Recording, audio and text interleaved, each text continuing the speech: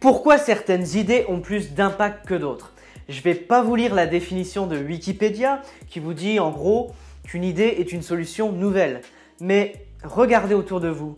La plupart des gens ont les mêmes idées, ont les mêmes informations. Donc, qu'est-ce qui va faire la différence? Ce qui importe le plus pour créer un impact avec vos idées, c'est la façon dont elles sont présentées et non les idées elles-mêmes. Peu importe ce que vous voulez transmettre aux autres dans votre contenu ou dans votre discours.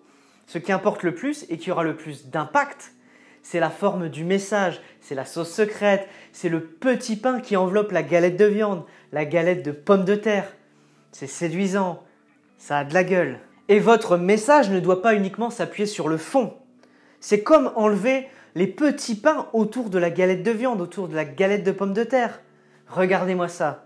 Ah, c'est moins séduisant d'un coup, ça ressemble plus à grand chose. Mais vous allez me dire, il y a des millions de chaînes de restauration rapide dans le monde. Oui, c'est vrai, mais il y a quelque chose en plus. Pourquoi certaines sont-elles plus populaires que d'autres? Comme Burger King en France, comme Shake Shack aux États-Unis. Qu'est-ce qui fait leur succès? Est-ce que vous croyez que c'est uniquement leur galette de viande ou leur galette de pommes de terre?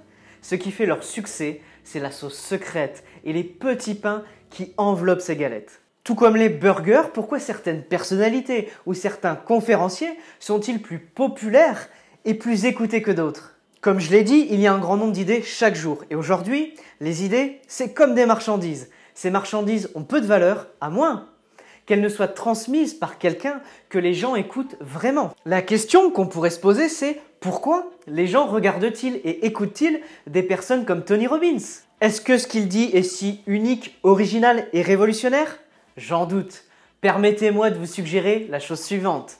Ce n'est pas ce qu'il dit, mais comment il le dit. La première chose à faire, c'est de vous demander comment je vais parler de cette idée, comment je vais la présenter. Quand vous parlez, ce qui est important, ce n'est pas le cadeau en lui-même, mais le papier cadeau, l'emballage dans lequel vous allez donner ce cadeau. C'est ce qui va faire une bonne première impression et c'est extrêmement important. Donc ce qu'il faut retenir, c'est comment vous délivrez votre message, la forme, l'emballage, le papier cadeau et pas uniquement ce que vous dites, le fond, le cadeau en lui-même. C'est pourquoi capter l'attention est si important. Et du coup, je souhaiterais vous présenter un entrepreneur américain à succès, Gary Vaynerchuk. Quand il est sorti de l'université, il n'a pas chômé. Il a développé le business familial dans le domaine viticole et leur vin, c'est pas de la piquette. Et il est passé de 4 millions à plus de 45 millions de dollars par an en seulement 5 ans. Il lance aussi un show sur le vin dès 2006 et la sortie YouTube, visionnaire en plus. Aujourd'hui, il dirige VaynerMedia, qui est l'une des agences numériques les plus importantes au monde. Il a aussi fait partie des premiers investisseurs de Twitter, Facebook et Tumblr. Maintenant, je souhaiterais vous présenter une étude de cas d'une vidéo de Gary qui s'appelle Monday Morning, lundi matin en français. Le but de sa vidéo était d'inspirer les gens et de considérer l'entrepreneuriat comme une alternative à un boulot classique. Vous allez voir que cette vidéo va vraiment attiser votre curiosité, garder votre attention et à la fin, ça va vous laisser avec un fort sentiment d'être prêt à traverser chaque obstacle, chaque mur dans votre vie. Je vais l'analyser du début à la fin pour vous montrer pourquoi il s'agit d'un contenu si convaincant. Allez, vous êtes prêts? Allez, on y va. Dès le départ, vous voyez Gary debout dans le coin d'une rue à New York, tandis que des gens se rendent au travail un lundi matin. Son message, il est donc cohérent avec l'environnement, avec le contexte. Et il va utiliser un accessoire pour délivrer son message. Et cet accessoire, c'est la ville de New York. So it's early Monday morning, and I've been wanting to make a Monday morning video for a long time. And finally, D-Rock, we're doing it. So, real quick, this is just a rant, very simple. Ici, il utilise ce que l'on appelle une feuille de route en nous disant que ça va être très rapide et que c'est juste un coup de gueule. En faisant ça, il garde l'attention des gens parce que les gens savent à quoi s'attendre. And something that I want you to pass on or watch every Monday morning because the level of complaining is unacceptable. Look, what if I told you this was the last Monday morning of your life? What if I told you you die this week? À ce moment-là, il vous demande de vous projeter, de vous imaginer la situation et il vous implique directement grâce à l'utilisation du vous. What if I told you this was the last Monday morning of your life? What if I told you you die this week? Remarquez également comment il utilise de la hauteur dans sa voix, c'est-à-dire un ton un peu plus élevé pour attirer votre attention sur cette projection. Because the level of complaining is unacceptable. Look, what if I told you this was the last Monday morning of your life? Passons à l'extrait suivant et portez une attention particulière à son énergie. Would you complain about your crap job or that test you don't want to take? I doubt it. You would go much higher level thinking.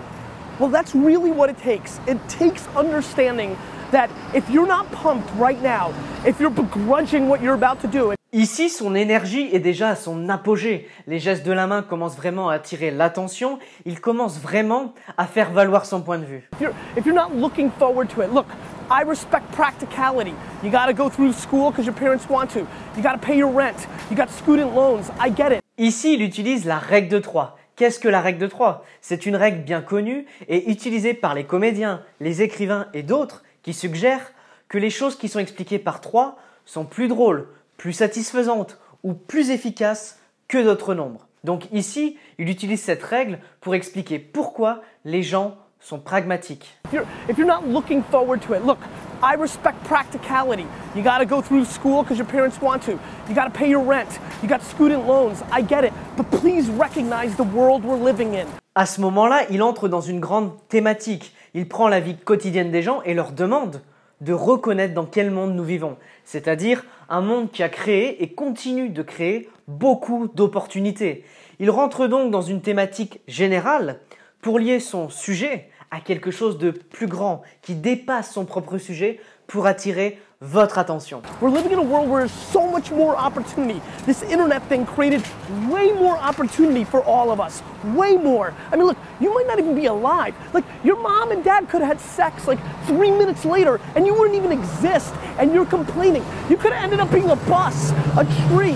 Ici, il utilise une technique de communication pour garder votre attention en vous disant vous auriez pu être un arbre, vous auriez pu être un bus. Au lieu de simplement parler de ce que la personne est dans la vie, il parle aussi de ce qu'elle n'est pas. Dans votre discours, vous pouvez parler de ce que les personnes pourraient devenir, mais aussi de ce que les personnes ne peuvent définitivement pas devenir.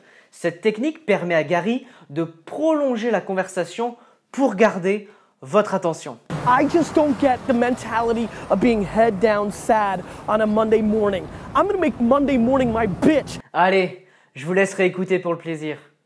I'm gonna make Monday morning my bitch. C'est une phrase qu'il a inventée et les choses que vous inventez deviennent presque comme votre marque de fabrique et vous devenez connu pour ces éléments que vous inventez. I'm gonna make you Saturday Monday morning. Son énergie est vraiment élevée et vous pouvez la ressentir à travers votre écran. That's what I want to do every morning, and that's what I want from you.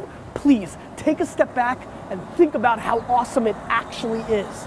And then recognize that you can attack the world in a totally different way because you were lucky enough to be born during this era. Ici, il fait le point avec vous en vous disant que vous êtes très chanceux d'être né à cette époque pleine d'opportunités et que vous n'avez aucune excuse pour ne pas faire quelque chose de grand. On voit ici qu'il insiste particulièrement sur le mot « s'éter », à la fois verbalement et non verbalement. Because you were lucky enough to be born during this era. Et pour finir en beauté, il invente la phrase « Fuck you Monday ». Fuck you, Monday. Pour finir, combien de fois vous avez bloqué sur des mots? Ces moments où vous remplissez vos phrases par des E et des Est-ce que vous avez envie de développer une compétence verbale indispensable? Si vous voulez améliorer vos conversations et les faire passer à un niveau supérieur, je vous invite à cliquer sur le lien dans la description. Vous allez avoir accès à 5 conseils simples pour transformer n'importe quelle conversation. Je vous assure, la liste des bénéfices est longue comme mon bras.